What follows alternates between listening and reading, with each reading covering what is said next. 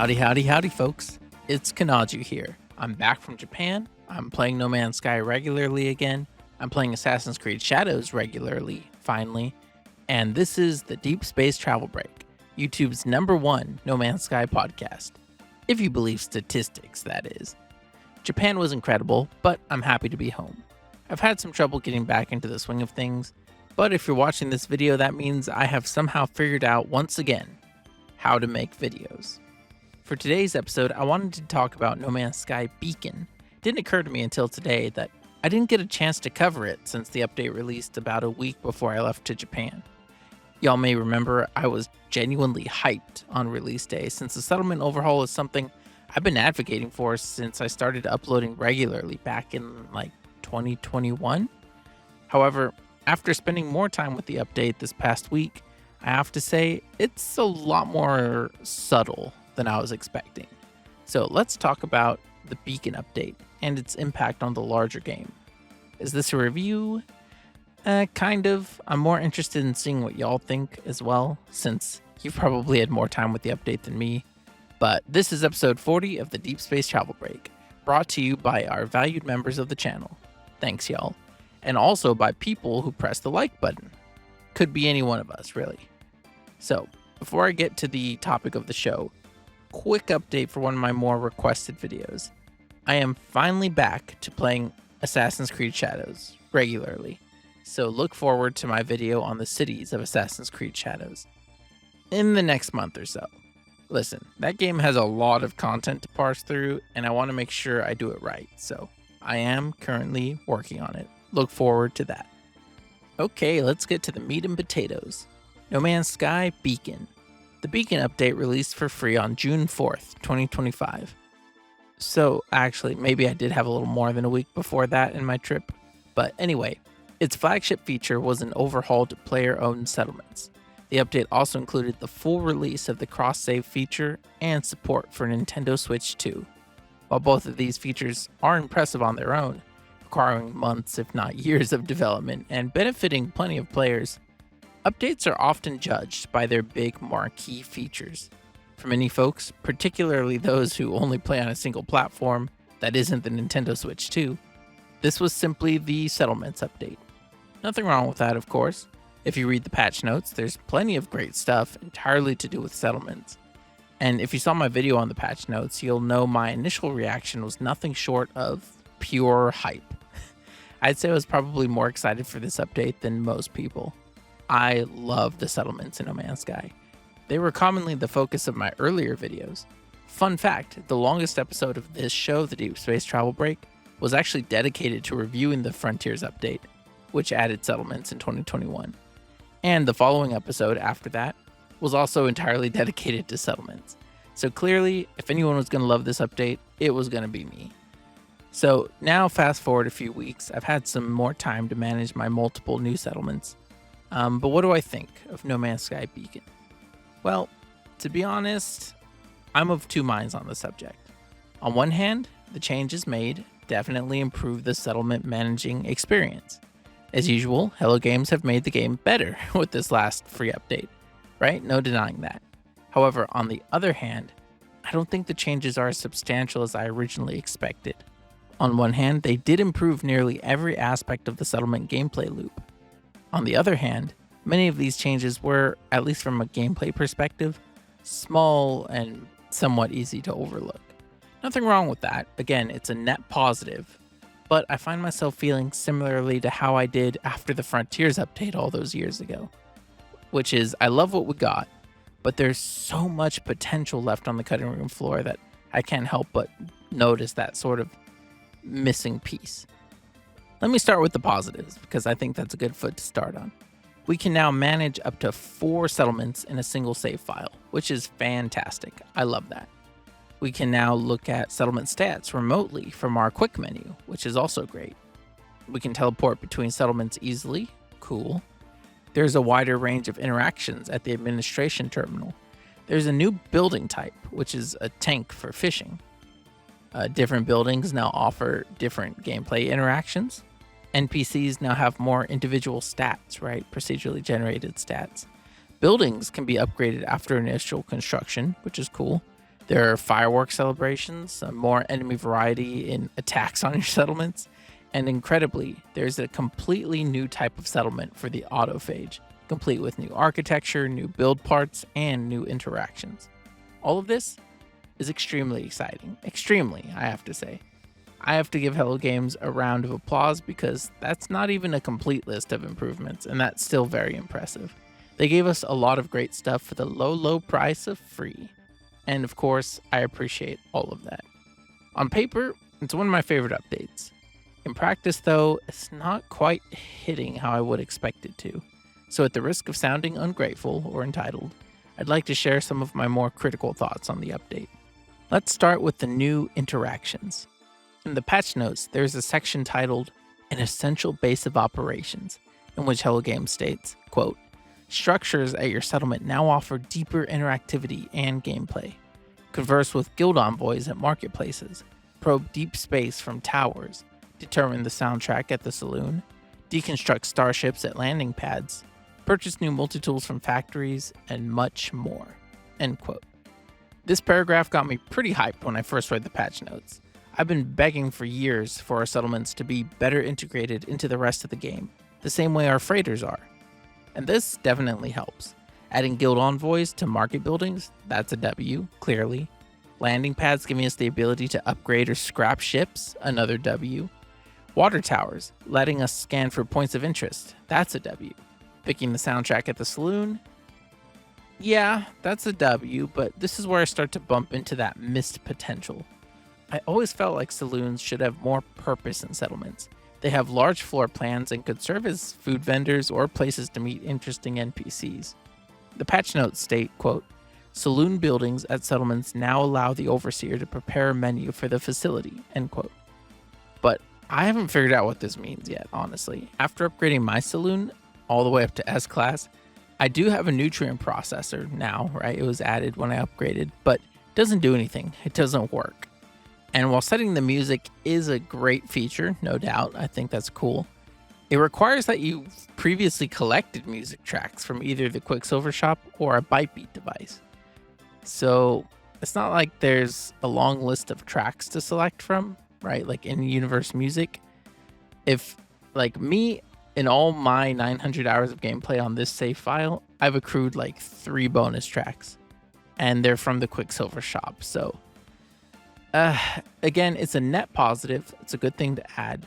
But I don't think it makes a difference for 98% of players if they're not collecting musical tracks as they're exploring. So considering there isn't a single vendor in the entire game that sells food or drink products, this feels like a missed opportunity to give settlements a unique function by putting a food vendor, a bartender in the saloon, right? Maybe it'll be cooler once that menu function starts working, but we're about 5 weeks since the update and it still doesn't do anything, so I can't really judge that right now. Factories now have daily multi-tool offerings, which is cool. I think I like that, right? It kind of implies that my settlement's like, arms manufacturer, but that's fine. I'll leave it be. The patch notes also state, quote, farm buildings at settlements now contain planters, end quote. This is true. My farm buildings now contain planters. However, I haven't figured out what these planters do, if anything. But they do contain planters. Again, I think it's cool that factories and farm buildings now have distinct interiors and theoretically distinct functions. On paper, it's cool. In practice, the planters don't do anything. They just sit empty. Residential buildings, they don't have any new interactivity, which is a bit of a shame considering they're often the largest buildings in your settlements. Also, today's update, today's July 15th, it seems to have reverted my building back to its original state from 2021. There was an internal staircase that was added a couple years ago, and as of this morning, it's gone, which is very strange. Not a bad thing, just strange is all. Anyway, generator buildings are similarly barren. In case your settlement doesn't have any, because I think I have settlements that don't have any generator buildings. This is a generator building. It's an empty 1x1 room, no furniture, no nothing. My main settlement has like 3 or 4 of these. They're great for productivity stats, but they're pretty lame otherwise, if we're being honest. Disappointingly, storage buildings also lack interactivity still. So, when considering the idea of a quote, essential base of operations, end quote, I would rank storage among the most useful features it could offer, right? Granted, we can just call in our freighters with access to our base storage, but some kind of settlement storage would have been pretty sick too. Similar to how we have food storage on nutrient processors or cold storage in our skiffs, settlement storage could prove useful in a game that's constantly adding new stuff to collect. And again, it would give those buildings some purpose. The new fishing pond is admittedly a cool feature, even if it's a little like rink-a-dink, and you can't catch and release either. So it also highlights the fact that they were able to add a completely new element to settlements, right? A whole new building type, which I think is great. And I think it's also great that they've given us a way to fish within settlements, right? I'm on a desert planet, but now I can fish from my overseer's office. That's cool. But after 4 years of no settlement updates, this being our only new building, and our only new building being a shallow tank of water, I mean, it's a little underwhelming, right? The updates to settlement defense are kind of a mixed bag. On one hand, we now have more variety, with both sentinels and broodmothers being able to attack settlements, which is an absolute win in my book. However, since the update, I've only had one settlement attacked once. I know they reduced the frequency of settlement attacks to make them less annoying, especially with us owning multiple now. It could get really annoying if they were too frequent, but feels like they may have overcompensated. Again, net positive on the variety front, but it hasn't significantly improved my actual gameplay, right? Doesn't really make a difference if there's more variety if that feature never comes up anymore. Perhaps the biggest content addition to this update is the new autophage settlement type, which I love the new architectural style and the accompanying build parts. These new settlements require a different kind of map to locate. They offer different admin terminal interactions. Their citizens are autophage. We can spend void motes in the town square. It's pretty cool. And at first it feels like they really took the opportunity of a new settlement type to differentiate it from the original settlements. However, that's about where the uniqueness ends. It makes sense from a game design or a game development production perspective to just mostly reskin things, right? Use the same types of algorithms to generate, residential buildings and just sort of swap out the parts. I mean, that makes sense from a logistical standpoint. And I do appreciate that they figured out a way to give these buildings more verticality without messing with that too much. But overall, it ends up feeling like a bit of a missed opportunity to show us something new. For example, the planets found in purple star systems, which were just added recently, showcase all new terrain and planetary generation. They demonstrate an evolution in tech, right? Because because Hello Games are constantly getting better at what they do. They're working on Light No Fire, they're developing all this new tech, and they're better at what they do now than they were 4 years ago, right? And so they showed us with these new planets. The new settlement types, the new autophage settlements, they don't really show much of a progression. And that doesn't make them bad, like at all. They're 100% a positive addition to the game, honestly, and I like them. But after 4 years of waiting for any settlement improvements, they don't really bring much new to the table. They're just a new skin, essentially. And that's sort of been my experience over the last week. I log in every day and teleport between my 3 settlements, upgrading buildings and answering settler requests. And it's cool to feel like I'm progressing, but it doesn't really feel like any different than what I was doing 4 years ago when settlements were first added. Settler requests are more detailed, and I can now choose individual buildings to upgrade, but that's about it. I'm still waiting on timers and not doing much else. No new mission givers, no new architecture, as in like explorable architecture. No new customization either, really. Like I can't choose to build one type of building in my settlement instead of another, right? It's just gonna build itself the way it's gonna build itself. So like I said, on paper, everything is better. In practice too, to be honest, everything works better. Well, I mean, it's a bit buggy, but what I'm saying is it's better, but it doesn't really feel very different. When space stations were upgraded in the orbital update, it was a completely new experience. It felt nothing like the old space stations. When we got updated oceans and biomes in Worlds Part 1 and 2, they felt completely different. You can't tell me exploring an ocean now feels the same as it did last year. You know what I mean? It feels completely different. Freighters felt way different after the Endurance update. Suddenly we had more features, higher fidelity. Everything was, again, different. But after Beacon, settlements don't really feel that different. They look and play almost the same. They're better. I technically have more to do, more busy work, but there's nothing terribly meaningful in the new content, unfortunately. And I admit that's a subjective claim, as many parts of the game pretty much rely on the player to assign deeper meaning, but that's my opinion at the moment. I like what's been added, but it's not as game-changing as I hoped it would be. I realize how entitled that sounds considering it's a free update, but those are my thoughts on Beacon. Now, before I left for Japan, I did put out a poll asking what y'all think of the update so I could get your feedback. And as of recording, 22% of respondents loved the update, giving it an S-class rating. 60% of folks gave it A rank, indicating it was good. 15% said it was mid, and 3% booed it. So overall, sentiment appears to be pretty positive. 82% positive. For reference, 75% of folks thought Worlds Part 1 was an S-class update, with 22% giving it an A. That's 97% positive. Orbital also received 95% positive feedback. Interestingly, the Omega update, primarily focused on quality of life, actually received slightly more positivity than the Beacon update, which is an interesting thing to note. So overall, I think most people can agree Beacon is a good update. I mean, 99% of No Man's Sky updates are good updates in my personal opinion. Looking at you, Exomech, being the exception, but that said, this wasn't exactly the home run I was hoping for. And again, that comes down to like personal. I always tell people to not get your hopes up, set your expectations low so you can't be disappointed. But my thing is, I think my expectations jumped after I read the patch notes, which is a bit unfortunate, but I ended up sort of letting myself down, right?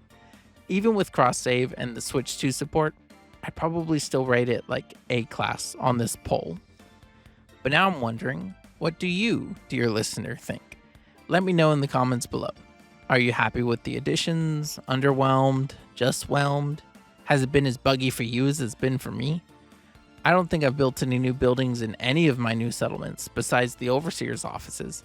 Like this entire week, I don't think I've built a single new building, which has to be a bug, right? Let me know if you've experienced that in your game as well. Anyway, before I close this episode, I wanted to say that I had an incredible time in Japan.